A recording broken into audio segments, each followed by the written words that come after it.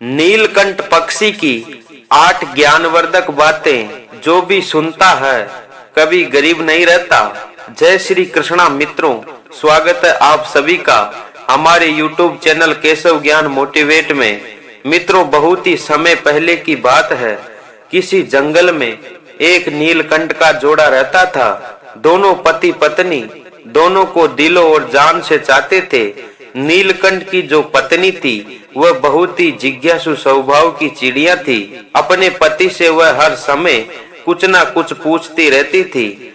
एक रात दोनों पति पत्नी गंगा किनारे एक वृक्ष पर बैठे हुए थे तो नीलकंठ की पत्नी अपने पति से कहती है कि पिया जी, आज मेरा मन बड़ा ही व्याकुल है, मुझे बड़ी ही बेचैनी हो रही है।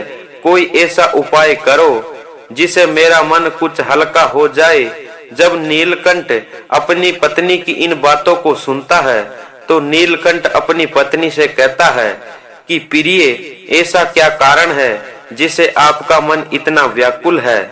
मुझे ऐसा क्या करना होगा जिसे तुम्हारी व्याकुलता कम हो जाए? ये सुनकर नीलकंठ की पत्नी कहती है कि पिया जी, कोई ऐसी कहानी सुनाओ जिससे मेरे मन को कुछ शांति मिल जाए। दोस्तों, इस प्रकार नीलकंठ अपनी पत्नी को कहानी सुनाने लगता है और अपनी पत्नी से कहता है, प्रिय, आज मैं तुम्हारे को एक ऐसी अमीर बहन और गरीब भाई की कहानी सुनाता हूँ। आज की कहानी से तुम्हें ये पता चल जाएगा कि एक भाई और एक बहन का रिश्ता कैसा होता है और एक भाई और एक बहन को अपने रिश्ते को कैसे निभाना चाहिए। और साथ ही तुम्हें इस कहानी से जानने को मिलेगा कि मनुष्य पर गरीबी क्यों आती है, किन कारणों से मनुष्य गरीब हो जाता है, गरीबी का कारण क्या होता है, ऐसे कौन से कर्म होते हैं जिनको करने से मनुष्य गरीबी के चुंगल में फंस जाता है। ऐसे ही कई सवाल के जवाब तुम्हें इस कहानी से जानने को मिलेंगे। प्रिय, आज की कहानी बड़ी ही मार्मिक और जीवन में प्रेरणा देने वाली है। आज की कहानी के माध्यम से तुम्हें ज्ञान की 8 बातें पता चलेगी जिन्हें सुनकर कोई भी मनुष्य सुनकर अपनी गरीबी को दूर कर सकता है। आज की कहानी बड़ी ही ज्ञानवर्धक और शिक्षाप्रद कहानी है, इसलिए तुम इस कहानी को ध्यान लगाकर सुनना।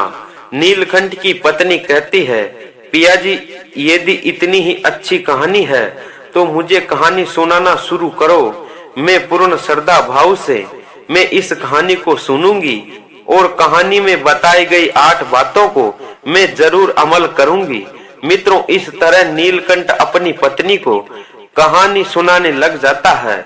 नीलकंठ कहता है, प्रिय, किसी समय की बात है, किसी नगर में बहुत ही अमीर किसान रहता था। उसी किसान के घर में 2 जुड़वा संतान जन्म लेती है। उन जुड़वा संतानों में एक पुत्र होता है और एक पुत्री होती है।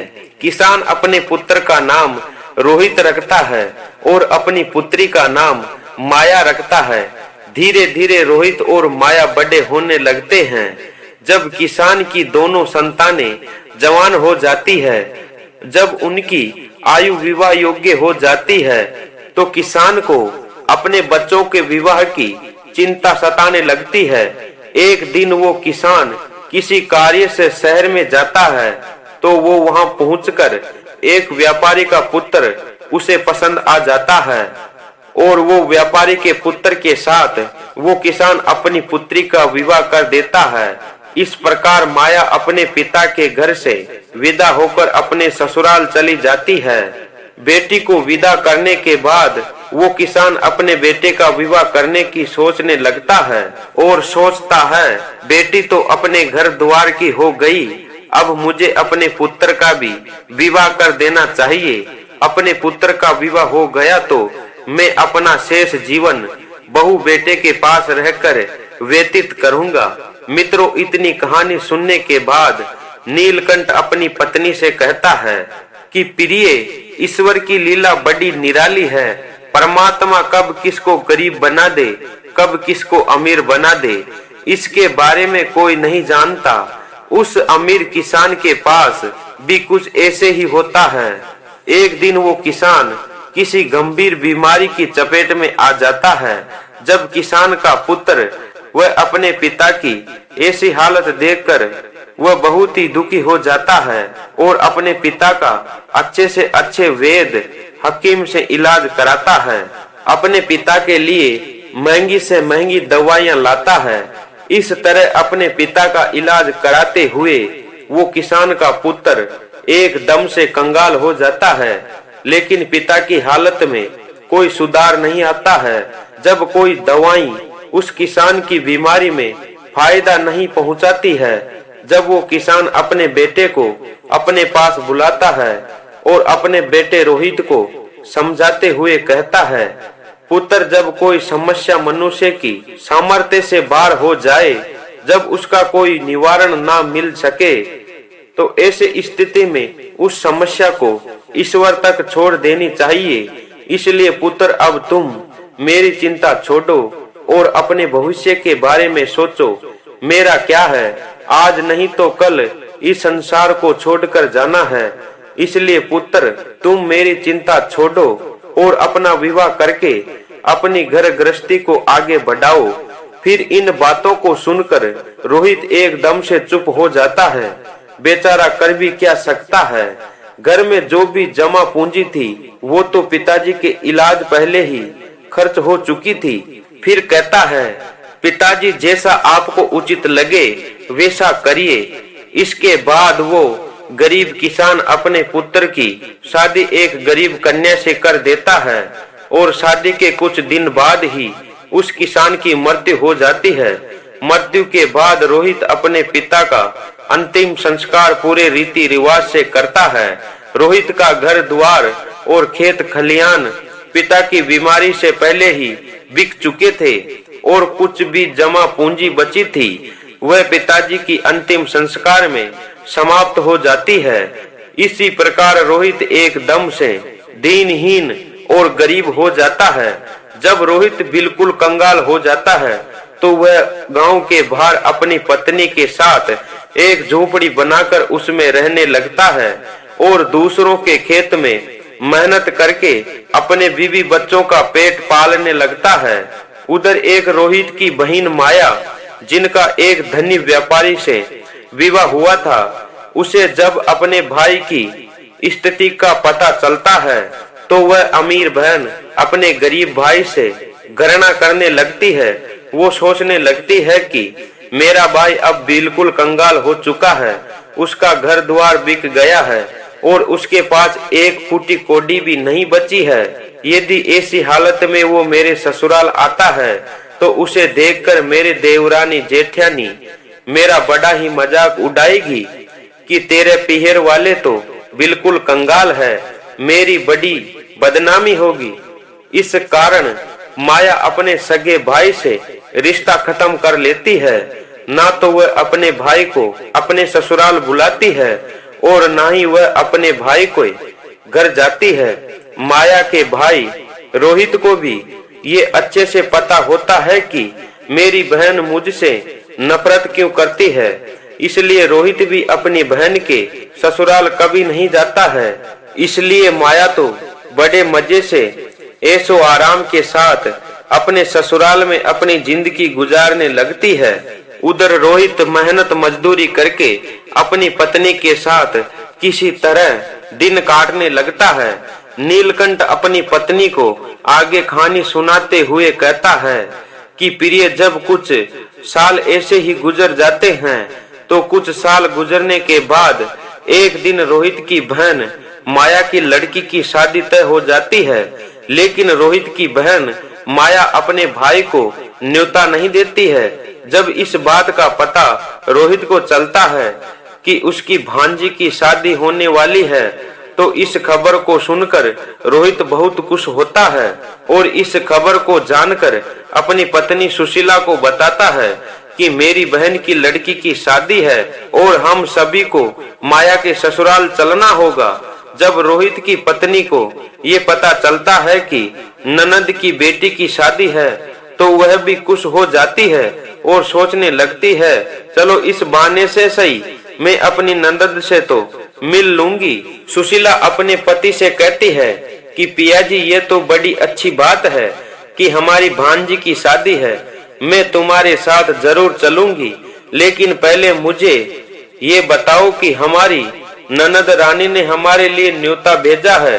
पत्नी की इन बातों को सुनकर रोहित चुप हो जाता है। फिर अपनी पत्नी से कहता है कि प्रिय, न्योता तो नहीं आया है।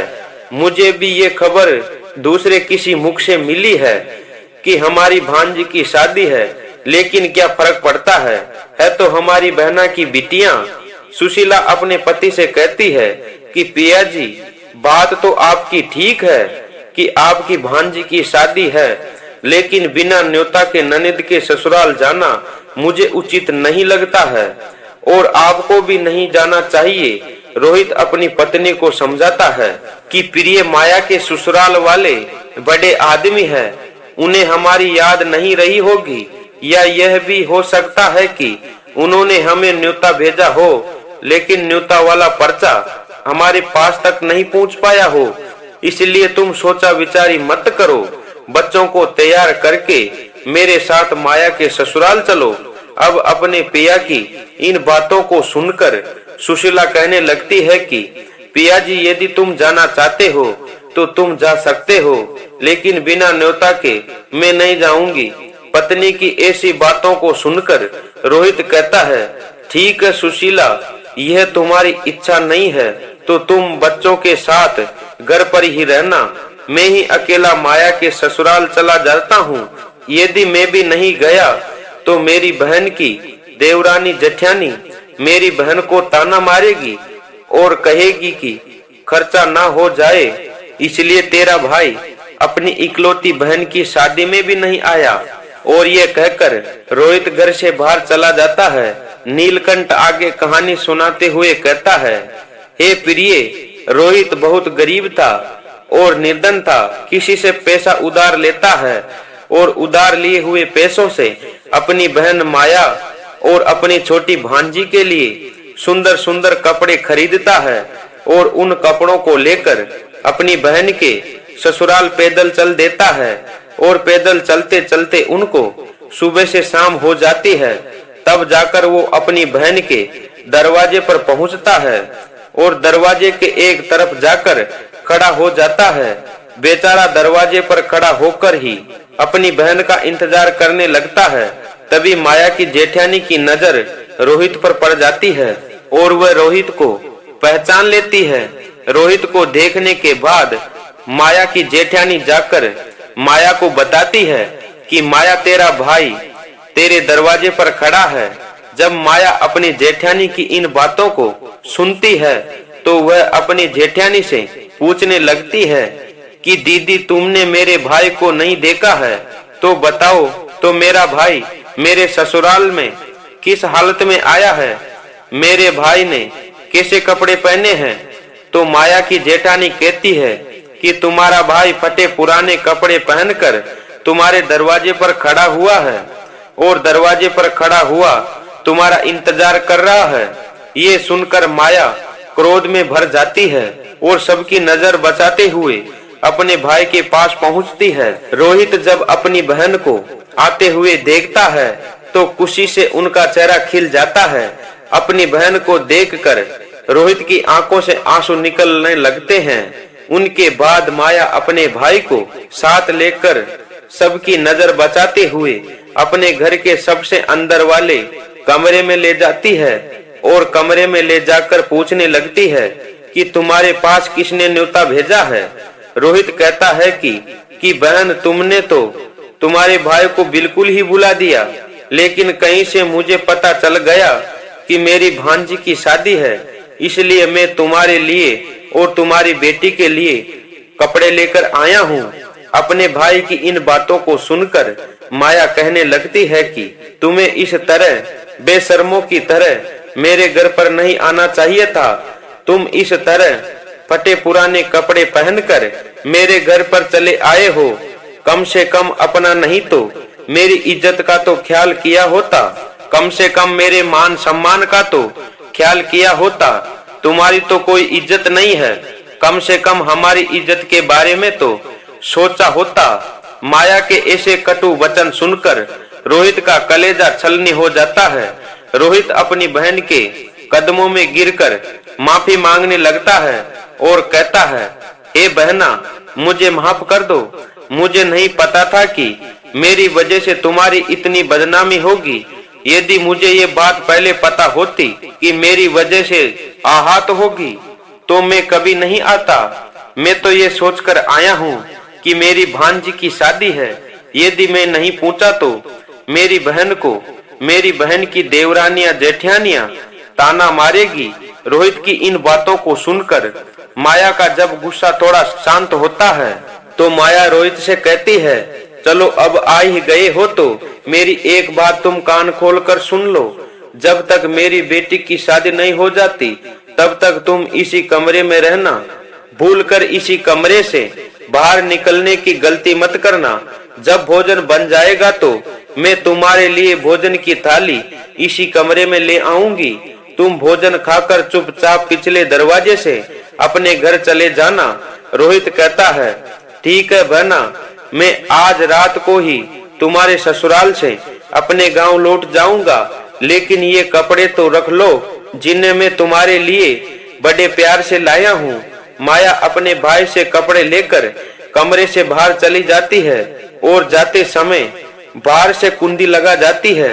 रोहित उस अंधेरे कमरे में बैठकर अपनी बहन के वापस आने का इंतजार करता है।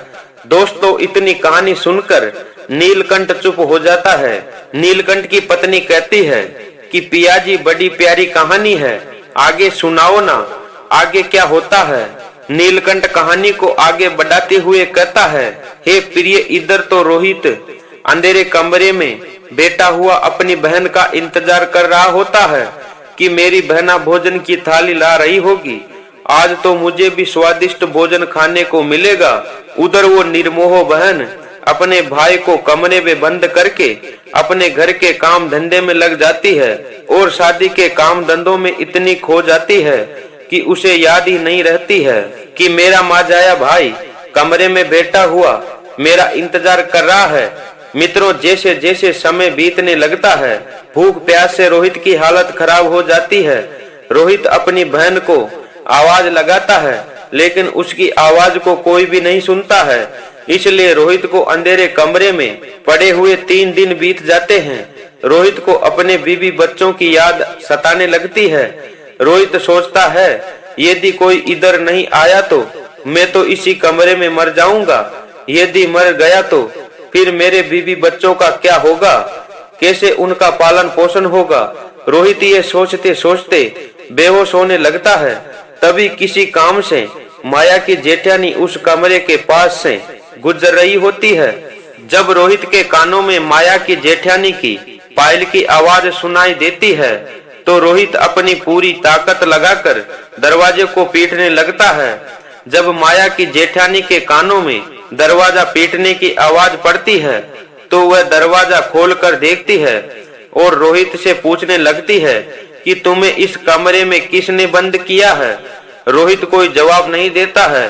जब माया की जेठानी दोबारा पूछती है तो ये बात छुपा लेता है कि मेरी बहन माया ने ही मुझे इस कमरे में बंद किया था। उसी के स्थान पर झूठ मूठ कर कह देता है कि मैं कमरे में आराम कर रहा था, तभी किसने गलती से बाहर से दरवाजा लगा दिया और इसी कमरे में बंद हो गया। यदि तुम आज नहीं आती तो मेरे तो प्राण निकल जाते। तो इतना कहकर रोहित घर के पिछले दरवाजे से चुपचाप बाहर निकल जाता है और अपने घर की सीख लगा लेता है। रोहित 3 दिन का भूखा प्यासा रोहित वहां से अपने घर की ओर रवाना हो जाता है। अंततः चलते चलते काफी दूर निकल जाता है। चलते चलते रोहित को चक्कर आने लगते हैं। जैसे ही रोहित का सिर चकराता है और वह गिरने लगता है और वह गिरने वाला होता है, तभी वहां पर एक बूढ़ी माँ आ जाती है और वह बूढ़ी माँ रोहित को गिरने से संभाल लेती है। कुछ समय बाद रोहित को होश आता है। रोहित देखता है कि वह एक बूढ़ी माँ की गोद में लेटा हुआ है और बूढ़ी माँ पंखे से उसकी सेवा कर रही है। होश आने के बाद रोहित खड़ा होने लगता है। और खड़े होकर बूढ़ी माँ को प्रणाम करने लगता है और कहता है, हे बूढ़ी माँ, आप कौन हो? साथियों, इतना कहानी सुनने के बाद वह नीलकंठ थोड़ा विश्राम लेता है और विश्राम लेने के बाद नीलकंठ अपनी पत्नी को आगे की कहानी सुनाने लगता है। नीलकंठ आगे कहता है कि जिस बूढ़ी माँ की गोद में रोहित लेटा हुआ था, वो बूढ़ी माँ एक देवी माँ होती है। रोहित की पत्नी सुशीला रोज उस देवी माँ की पूजा करती थी और पूर्ण श्रद्धा भाव से उस देवी माँ की भक्ति किया करती थी। इसलिए रोहित जब चक्कर खाकर गिरने वाला होता है तो वह तत्काल देवी माता प्रकट होकर रोहित को गिरने से बचा लेती है और रोहित का सिर अपनी गोद में रखकर उसे सुला लेती है। जब रोहित को होश आता है तो रोहित देवी माँ को प्रणाम करके अपने घर के लिए चलने लगता है। तभी वो बूढ़ी माँ कहती है कि बेटा, तुम कहाँ से आ रहे हो और इधर तुम कहाँ की ओर जा रहे हो? तब रोहित बताता है कि हे माँ, मेरी भांजी की शादी थी, इसलिए मैं अपनी बहन के ससुराल गया था और मैं वहाँ से आ रहा हूँ और अब इधर मेरी गांव है जो मेरा गांव को जा रहा हूँ। तो बूढ़ी माँ उसे कहती है, बेटा, बुरा ना मानो तो मैं एक बात तुमसे पूछना चाहती हूँ। रोहित कहता है, पूछो मैया, तुम मुझसे क्या जानना चाहती हो? तभी बूढ़ी माँ पूछती है, बेटा, यदि तुम अपनी बहन के घर से आ रहे हो कि जैसा तुमने बताया कि वहाँ पर शादी थी, तो फिर खाली हाथ कैसे आ रहे हो? तुम्हारी बहन ने तुम्हारे बीवी बच्चों के लिए कुछ भी नहीं भेजा है क्या? बूढ़ी माँ की इन बातों को सुनकर रोहित की आंख में आंसू टपकने लगते हैं और वह उस देवी माँ को कहता है कि मैया, अब आपसे क्या छिपाना है, आपने मेरे प्राणों की रक्षा की है। तब रोहित उस बूढ़ी माँ को पूरी घटना बता देता है जो उसके साथ घटी थी। रोहित के मुख से पूरी घटना सुनने के बाद वो बूढ़ी माँ कहती है कि हे पुत्र, चिंता मत करो, जो हुआ उसे तुम जाने दो।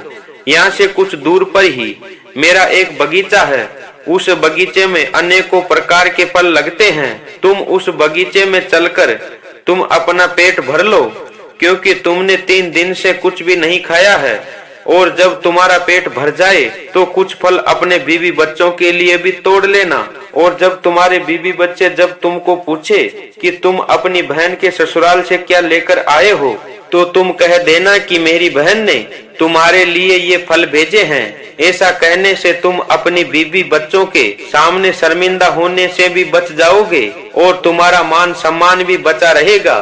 रोहित जब बूढ़ी माँ की इन बातों को सुनता है, बूढ़ी माँ की बात मानकर बूढ़ी माँ के बगीचे में पहुँचता है। बगीचे में नाना प्रकार के फल लगे हुए थे।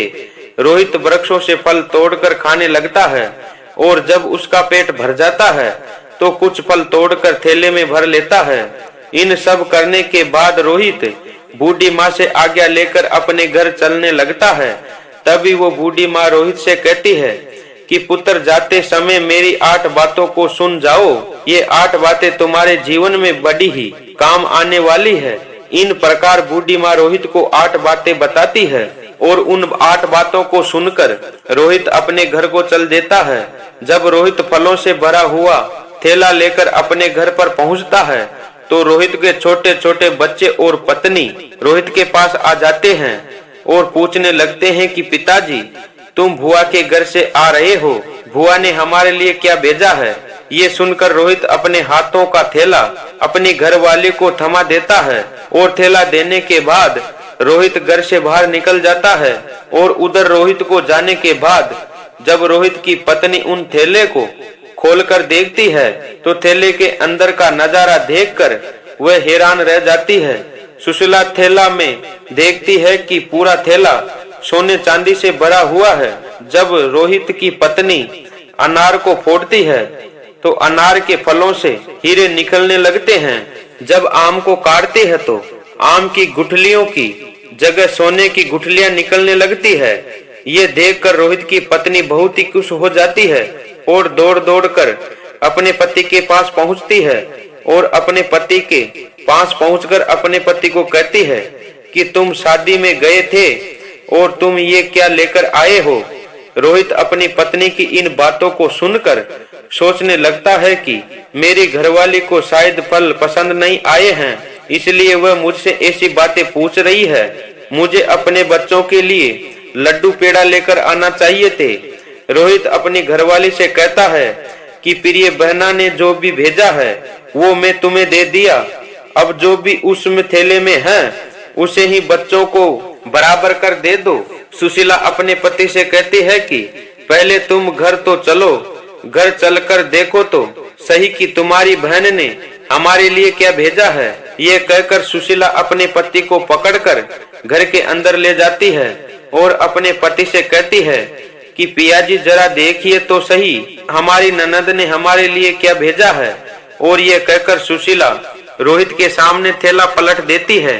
थैला पलटते ही थैले से सोने चांदी हीरे मोती निकलने लगते हैं। सुशीला कहने लगती है पिया जी हमारी ननद ने तो हमारा भाग्य ही बदल दिया, उन्हें फलों में छिपाकर हीरे मोती भेजे हैं। जब ये नजारा रोहित देखता है तो वह समझ जाता है जो रास्ते में बूढ़ी माँ मिली थी वो कोई साधारण महिला नहीं थी, वो बूढ़ी माँ कोई देवी माँ थी। लेकिन वो इसके बारे में अपनी पत्नी को कुछ भी नहीं बताता है और मन ही मन बूढ़ी माँ को धन्यवाद देता है। इतनी कहानी सुनने के बाद नीलकंठ थोड़ा विश्राम लेता है, फिर आगे की कहानी फिर अपनी पत्नी को सुनाते हुए कहता है कि प्रिय इस तरह रोहित को बहुत सारा धन मिल जाता है तो रोहित फिर से अमीर हो जाता है। पैसा आने के बाद रोहित अपने बीवी बच्चों के लिए एक अच्छे से महल का निर्माण करवाता है और बड़ी शान शौकत के साथ राजा महाराजाओं की तरह उस महल में रहने लगता है। सभी गांव के लोग रोहित का वैभव देखकर उसे मान सम्मान देने लगते हैं। जब रोहित का महल तैयार हो जाता है, जब वह उसकी राजा महाराजाओं जैसी शान शौकत हो जाती है, जब रोहित की पत्नी सुशीला रोहित से कहने लगती है कि पियाजी सावन का महीना आने वाला है और सावन के महीने में सभी स्त्रियां अपने पिता के घर जाती है, इसलिए तुम अपनी बहन के ससुराल जाओ और मेरी ननद को बुला लाओ। इसी बहाने वो अपने पियर घूम जाएगी और इसी बहाने में अपनी ननद से मिल लूंगी। रोहित जब अपनी पत्नी की ऐसी बातों को सुनता है तो रोहित अपनी पत्नी से कहने पर अपनी बहन के ससुराल चला जाता है और कुछ समय बाद ही अपनी बहन के ससुराल पहुंच जाता है। एक बार फिर से रोहित अपनी बहन के दरवाजे पर जाकर खड़ा हो जाता है, जिस दरवाजे पर वह कुछ दिनों पहले खड़ा हुआ था। तभी माया की जेठानी घर से बाहर निकलती है और बाहर का नजारा देखकर दौड़ी दौड़ी माया के पास जाती है और माया से कहती है माया तेरा भाई आया है।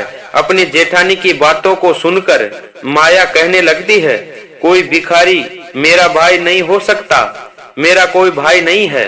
माया ऐसा इसलिए कह रही थी क्योंकि माया इस बार भी अपने भाई को भिखारी समझ रही थी। लेकिन जब उसकी जेठानी बताती है कि माया तुम्हारा भाई भिखारी की तरह नहीं आया है बल्कि राजा महाराजाओं की तरह आया है, तुम्हारे भाई को देखकर ऐसा लगता है जैसे वो कहीं का राजा महाराजा हो। तुम्हारे भाई के पीछे 4-4 सिपाही खड़े हैं, तुम्हारे दरवाजे पर रथ गाड़ी खड़ी हुई है, एक बार जाकर तुम देखो तो सही। माया जब अपनी जेठानी की इन बातों को सुनती है तो उसको अपनी जेठानी की बातों पर यकीन नहीं होता और सच्चाई जानने के लिए माया अपने भाई को झरोखे से देखती है। जैसे ही माया अपने भाई के रूप को निहारा तो अपने भाई के ठाट बाट को देखकर वो चकित हो जाती है और सोचने लगती है कि कल तक तो मेरा भाई बिल्कुल भिखारी था, पहनने के लिए इसके पास कपड़े भी नहीं थे, फिर अचानक उसका भाग्य कैसे बदल गया। इसके बाद रोहित की बहन आरती का थाल सजाती है और जाकर अपने भाई की आरती उतारने लगती है और उसके बाद अपने भाई को आदर सम्मान के साथ अपने घर में ले आती है और अपने भाई से कहती है कि भाई मुझे क्षमा कर दीजिए, मेरी वजह से तुमको बहुत ही कष्ट उठाने पड़े हैं। अपनी बहन की इन बातों को सुनकर रोहित कहने लगता है कि बहना कोई बात नहीं है, उस दिन हमारे दिन कुछ ऐसे ही थे, तुम्हारी गलतियों के लिए तुम्हारे को कुछ पहले ही क्षमा कर दिया है। अब तुम इन बातों को छोड़ो और मेरे साथ चलने की तैयारी करो, मैं तुम्हें लेने के लिए आया हूँ। जब तुम्हें मेरे साथ अब मेरे घर पर चलना होगा, तुम्हारी भाभी ने मुझे तुम्हें लेने के लिए यहाँ भेजा है। ये बात सुनकर माया खुशी खुशी अपने भाई के घर चलने के लिए तैयारी करने लगती है और तैयार होकर अपने भाई के रथ में बैठ जाती है। इस तरह रोहित की बहन माया तब पियर पहुंच जाती है तो अपनी भाई के शान शौकत देखकर दंग रह जाती है। माया देखती है कि आलीशान महल है, महल के अंदर नौकर चाकर लगे हुए हैं, अन्न के भंडार भरे हुए हैं। अपनी भाई की शान शौकत देखकर माया हैरान रह जाती है। इधर रोहित की घरवाली अपनी ननद को खूब सेवा करती है, सारे दिन उसे अपनी पलकों पर बिठाए रखती है। रोहित की घरवाली को लगता है कि ये शान शौकत मेरी ननद की वजह से ही है, उनकी मदद के कारण ही हम इस मुकाम पर पहुंचे हैं। क्योंकि रोहित ने कभी अपनी पत्नी को ये सच्चाई नहीं बताई थी कि ये माया की वजह से नहीं बल्कि बूढ़ी माँ के आशीर्वाद की वजह से मिला है। रोहित की पत्नी सुशीला इनकी सच्चाई से अनजान होती है, इसलिए अपनी ननद की खूब सेवा करती है, अपनी ननद का खूब ख्याल रखती है। जब कुछ दिन बीतने के बाद जब रोहित की बहन माया का ससुराल जाने का समय होता है तो रोहित की पत्नी सुशीला अपने पति से कहती है कि पिया जी कल तुम्हारी बहना ससुराल चली जाएगी, इसलिए तुम बाजार जाओ और बाजार जाकर अपनी बहन के लिए कोई अच्छा सा तोहफा लाओ। पत्नी की इन बातों को सुनकर रोहित घर से बाहर निकल जाता है और सीधा एक मोची की दुकान पर पहुंच जाता है और मोची की दुकान पर पहुंचकर और मोची को कहता है कि मोची भाई मैंने अपनी बहन के लिए बोलने वाली जूती बनवानी है, क्या तुम मेरी बहन के लिए बोलने वाली जूती बना सकते हैं? मोची कहता है कि शेठ जी मैं बोलने वाली जूती तो बना दूंगा लेकिन उसकी कीमत बहुत लगेगी। रोहित कहता है कि मोची भाई मैं तुम्हें मन चाहे पैसा दूंगा लेकिन ऐसी जूतियां बनाओ कि उन जूतियों को जब मेरी बहना पहने और उनको पहनकर जब वो चले तब वह जूतियां बारी बारी से ये 8 बातें बोले। इसके बाद रोहित उन मोची को वो ज्ञान की 8 बातें बताता है जो बातें बूढ़ी माँ ने रोहित को चलते समय बताई थी। रोहित मोची से कहता है, हे मोची भाई अब वो 8 ज्ञान की बातें अब मैं तुमको बता रहा हूँ। इस बार रोहित बार बार ज्ञान की बातें बताने लगता है। रोहित पहली बात बताता है कि बात ज्ञान की कहूँ मानव तू मत भूल, होती है अज्ञानता निर्धनता का मूल। दूसरी बात समय बड़ों से बैठता रहता सदा गरीब, बिना कर्म बदले नहीं उसका कभी नसीब। तीसरी बात आलस कर रहता सदा जो परिवर्तनहीन, वही कर्म फिर करे कहे सवे को दीन। चौथी बात नहीं गरीबी से बड़ा है कोई अभिशाप, हासिल करके ज्ञान ही करो दूर अब आप। पांचवी बात दोष समय को दो नहीं बनो मजबूर, कर्म साधना में जुटो करो गरीबी दूर। छठी बात कर्म कभी करता नहीं कोसे सदा नसीब, भाग्य भरोसे बैठता मानव रहे गरीब। सातवीं बात अज्ञान पर ही सदा करे गरीबी वार, विजय होता युद्ध में ज्ञान सदा हथियार।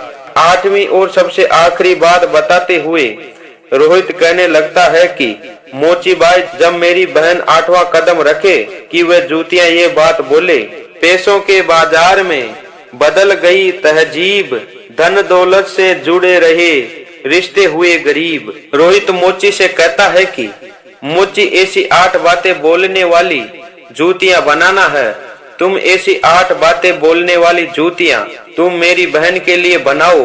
जब ये 8 बातें वो जूतियां बोलेगी और जब मेरी बहन 8 बातें सुनेगी तो उसे अपनी गलती का एहसास होगा कि मुझे पैसों के घमंड में आकर अपने भाई का अपमान नहीं करना चाहिए था। नीलकंठ अपनी पत्नी से कहता है कि हे प्रिय, इस प्रकार रोहित उस मोची से अपनी बहन के लिए हीरे मोती से जुड़ी हुई सोने चांदी की जूतियां बनवाता है और उस जूतियों को लेकर अपनी बहन को उपहार स्वरूप दे देता है। सोने चांदी की जूतियां पाकर माया का चेहरा एकदम से खिल जाता है।